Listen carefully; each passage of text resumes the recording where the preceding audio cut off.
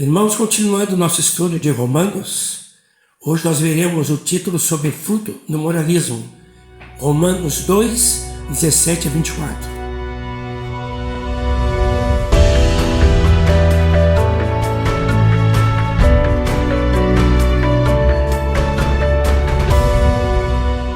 Queria convidar todos vocês para que nós juntos lêssemos e você acompanhasse a leitura da palavra, então.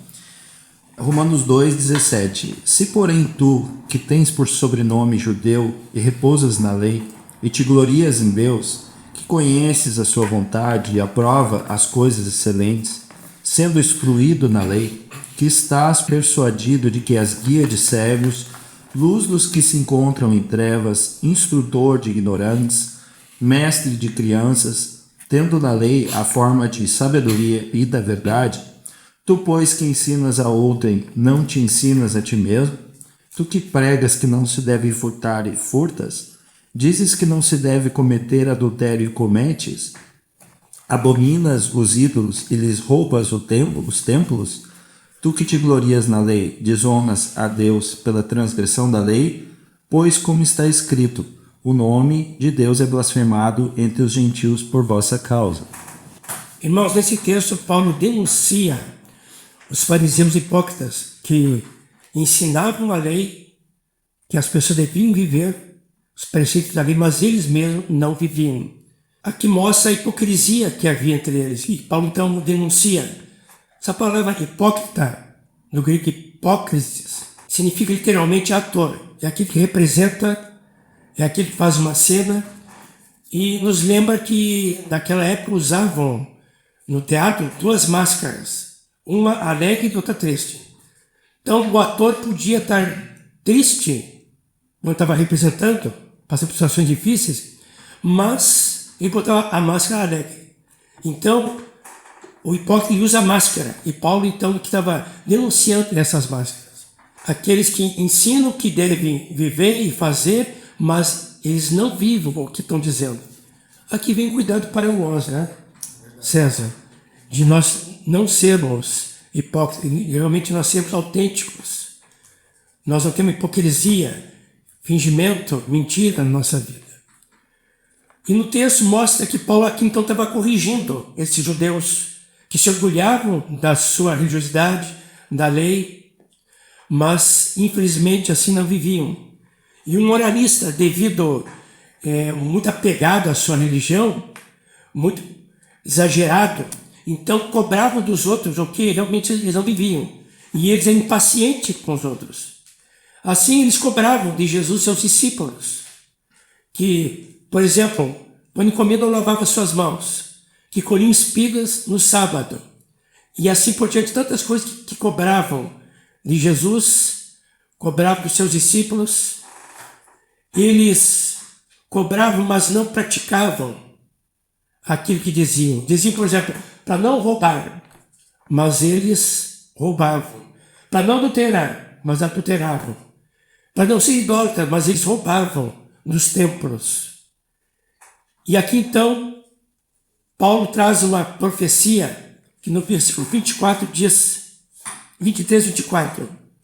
Tu que te glorias na lei, desonras a Deus pela transgressão da lei, pois como está escrito, o nome de Deus é blasfemado entre os gentios por vossa causa. Então Paulo chama a atenção desses judeus, dizendo, tu que te glorias na lei, desonras a lei pela transgressão da lei.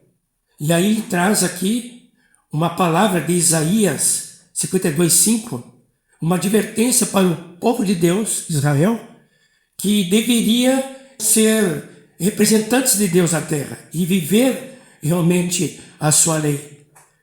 E aí então ele menciona uma profecia de Isaías 52:5 que diz, pois como está escrito, o nome de Deus é blasfemado entre os gentios por vossa causa. E aqui que eles um alerta para nós, igreja, de não cairmos no mesma hipocrisia, mesmo pecado e religiosidade que Israel caiu. Que o Senhor tenha misericórdia de nós, não é, César? Amém. É verdade, João. Para nós, discípulos do Senhor Jesus, João, sempre é um desafio viver e praticar a palavra, né? Lá em Lucas capítulo 6, versículo 47, diz assim: todo aquele que vem a mim, ouve as minhas palavras e as pratica, eu vos mostrarei a quem é semelhante. Então, assim, a palavra sempre nos desafia, nós, como discípulos do Senhor Jesus, vivermos e praticarmos a sua palavra, né? Também há um outro texto lá em Tiago, capítulo 1, onde fala sobre a prática da palavra, né? A importância de nós vivermos aquela palavra, que ela seja implantada em nós. Em Tiago capítulo 1, a partir do versículo 19, depois até o versículo 27, você pode ler todo o texto, mas principalmente o versículo 21. Portanto, despojando-vos de toda impureza, acúmulo de maldade, acolhei com mansidão a palavra em vós implantada, a qual é poderosa para salvar a vossa alma, né? Então essa palavra ela é implantada dentro do nosso espírito e que ela venha florescer a ponto de nós praticarmos essa palavra. E já o contraste também no versículo 26. Se alguém supõe ser religioso, deixando de refrear a língua, antes enganando o próprio coração, a sua religião é vã. Então a gente vê assim no versículo anterior, fala do ouvinte negligente, com contraste com o operoso praticante. Então o operoso praticante, aquele que pratica a palavra, ele acaba sendo bem-aventurado no que realizar. Então é sempre um desafio para nós discípulos.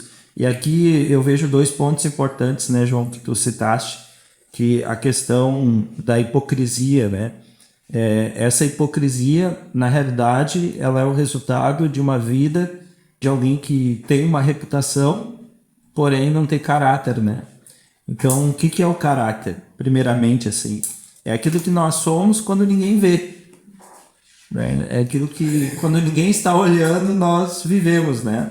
E também tem muito a ver com esses valores que nós cultivamos no nosso íntimo, os quais nós nos obrigamos a praticar, mesmo quando ninguém está vendo.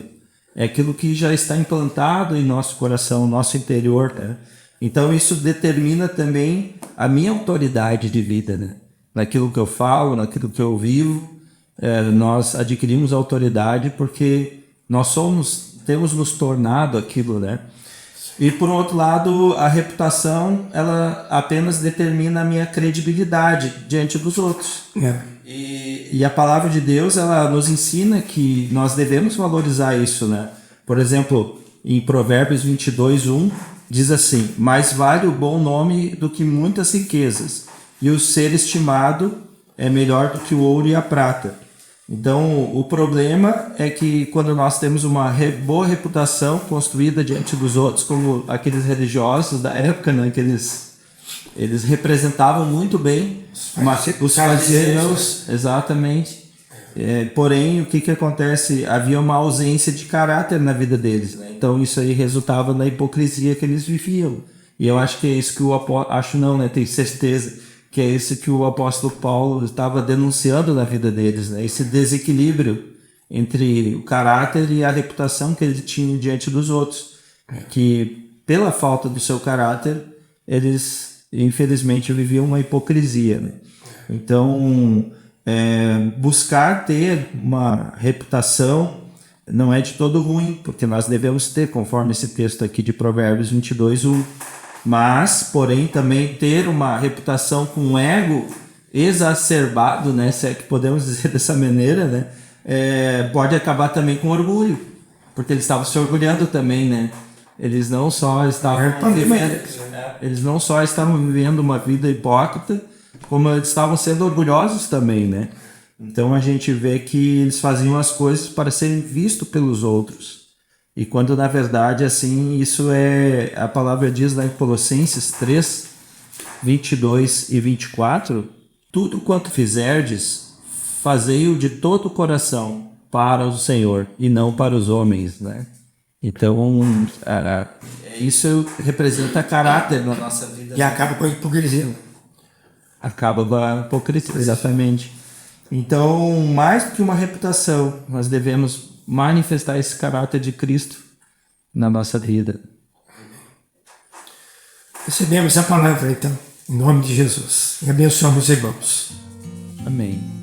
Oração.